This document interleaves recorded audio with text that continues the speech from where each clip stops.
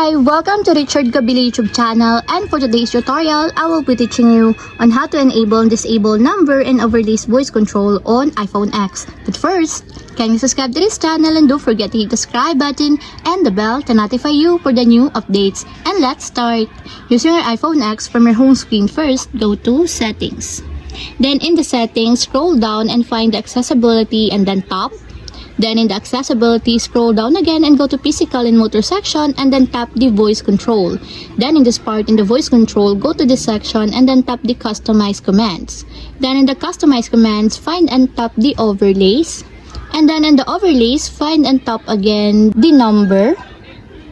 Then in the numbers, you can see that it is already enabled. But you have to activate also the switch button under the confirmation required to fully enable the number in your overlays until it becomes green.